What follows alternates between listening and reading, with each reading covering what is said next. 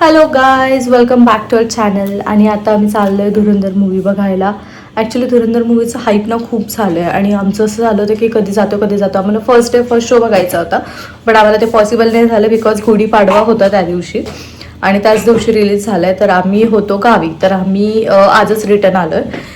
तर आम्ही 2 दिवस लेट आहे, बट ठीक आहे. आणि आम्हाला तिकीट पण खूप मुश्किलीने भेटलं आहे, कारण की आमचं इकडे येण्याचं फिक्स नव्हतं. सॅटर्डे होता, सो आमचं असं होतं की संडेला वगैरे येऊ, पण मग संडे थोडंसं चिल करता येतो म्हणून मग आम्ही सॅटर्डेलाच आलो.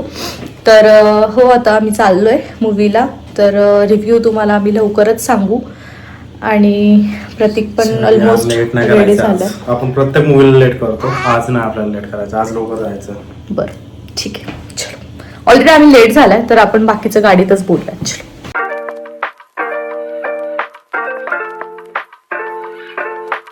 पहिल्यांदा असं झालं की आम्ही जवळपास 1.5 तास लवकर निघालोय.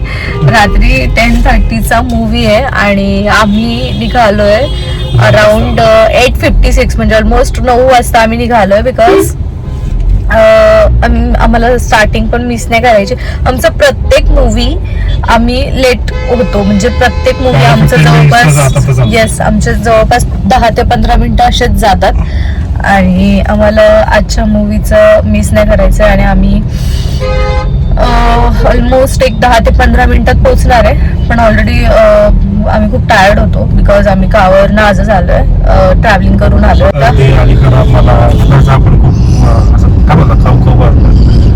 आणि त्याच्यामध्ये आता इश्यू असा झाला की मूवी बघायला झालं तिथं पण एसी असणार आहे, त्याच्यामुळे त्रास तर होणार आहे. पण ते बोलतात किडा.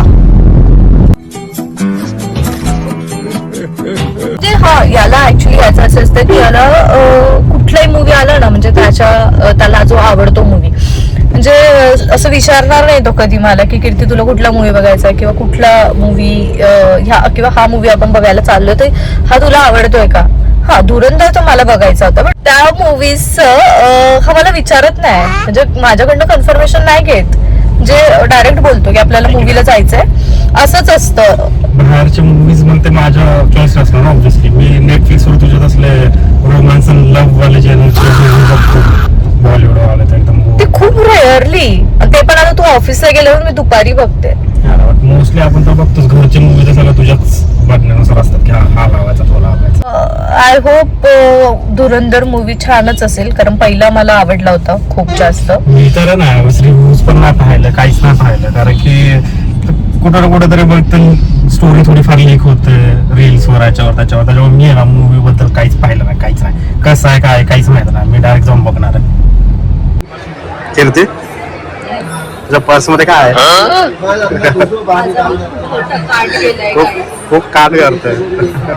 दाखव पर्स मध्ये काय आहे तुझ्या. आम्ही अर्धा तास लवकर पोहोचलोय पाहिजे ते, म्हणजे आमच्या लाईफ मध्ये खूप मोठी अचीवमेंट झाली ही की आम्ही अर्धा तास लवकर पोहोचलोय.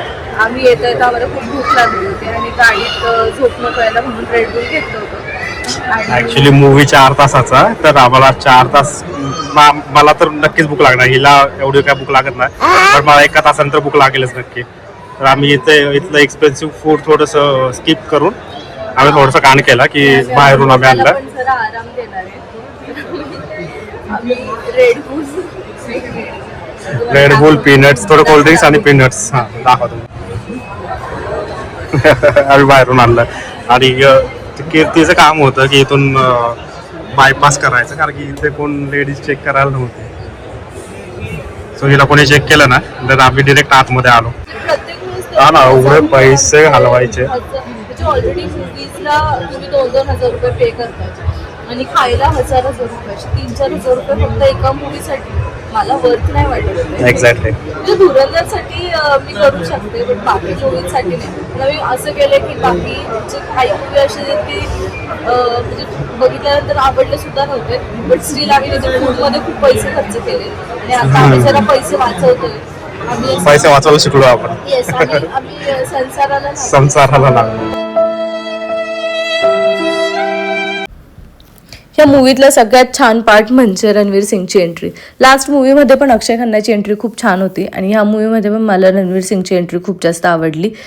सो येस, फक्त ह्या एंट्रीसाठीच मी मूवी बघायला गेलेली असं वाटतं. आम्ही आत्ता जस्ट घरी पोचलो. अराऊंड किती वाजलेत 3:42 म्हणजे 3:45 वाजत आलेत.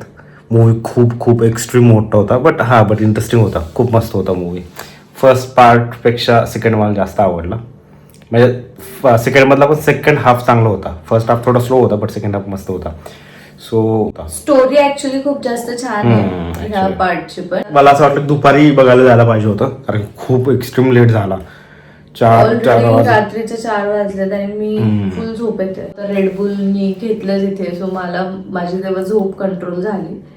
आणि आमच्यासोबत पण एक कांड झालं. म्हणजे आम्ही मूवी बघायला गेलो तर मी तुम्हाला सांगितलं आम्हाला खूप मुश्किलीने तिकीट भेटलं होतं आणि आम्हाला ना असं खूप एक म्हणजे एक इकडे आणि एक इकडे असं मिळत होतं. सो आम्ही दोघं होतो, सो आम्हाला जवळजवळच हवे होते सीट्स. तर आम्ही ना ते बुक केलं, कसं तरी बुक केलं आणि आम्हाला खूप इंटरेस्ट, म्हणजे मी तुम्हाला जसं म्हटलं मला फर्स्ट शोज बघायचा होता पण तो आमचा मिस झाला. सो आम्ही सॅटर्डेला बघायला गेलो. थर्सडेला मूवी रिलीज झाला. तिथे ना एक म्हणजे एक बाई होती आणि ती बाई ना जवळपास तिचं ते बेबीचं एज असेल 1 वर्ष किंवा 1 ते 2 वर्षाच्या आतलंच ते बेबी होतं. मला वाटतं 1 वर्ष की ते 1.5 वर्षाचं ते बाळ असणार आहे.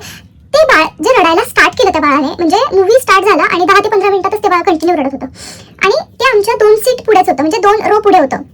तर मला असं झालं की अरे म्हणजे हे काय आहे, म्हणजे आम्ही एवढ्या याच्याने मूवी बघायला गेलो आणि एवढं आम्ही स्ट्रगल केलं ते सीट सिलेक्ट करण्यासाठी आणि आमच्यासोबत असं घडलं. आणि मी प्रतीकला म्हटले पण की आपण जाऊन त्यांना बोलायचं का, म्हणजे जे एवढे लहान मुलं आहेत त्यांच्यासाठी तर हा मूवी बनलेलाच नाहीये.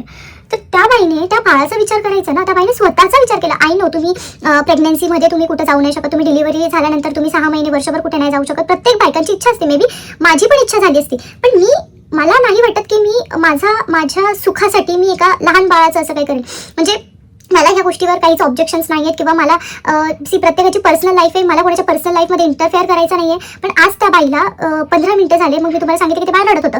ते बाळ रडता खूप लोक डिस्टर्ब होत होते, म्हणजे इव्हन आम्ही खूप डिस्टर्ब झालो. मी तर खूप जास्त डिस्टर्ब झाली आणि प्रतीक खूप लेट गो करत होते की जाऊ दे. पण ते बाळ कंटिन्युअसली रडत होतं, म्हणजे कंटिन्युअसली ते बाळ रडत होतं. आजूबाजूचे लोकही त्यांना 1-2 वेळेस गेले सांगायला आणि ती जी बाई होती ती त्याला तिथेच शांत करायचा प्रयत्न करत होती, म्हणजे तिलाही ते डिस्टर्ब होतच होतं. वाटतं की तुम्ही थोडं पेशन्स ठेवा. तुम्ही घरी मूवी रिलीज होणारच आहे तर तुम्ही घरी बघा ना, म्हणजे का तुम्हाला एवढं स्ट्रगल करायचं आयुष्यात. मला असं पर्सनली असं वाटतं की म्हणजे ज्यांना लहान बाळं आहेत किंवा काय, त्यांनी ना थोडे पेशन्स ठेवले पाहिजे. म्हणजे अशा गोष्टी खूप इम्पॉर्टंट असतात आणि त्या बाळाच्या कानावर ते जोरात आवाज, मला तर पर्सनली ती गोष्ट नाही आवडली.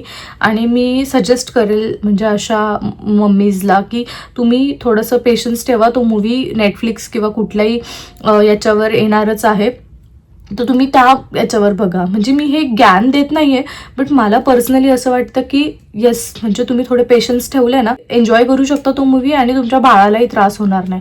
आणि thank you so much, thanks for watching.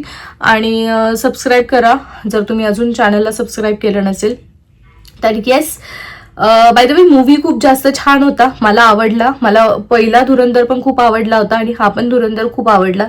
So दोघांना मी सेमच रेटिंग देणार आहे.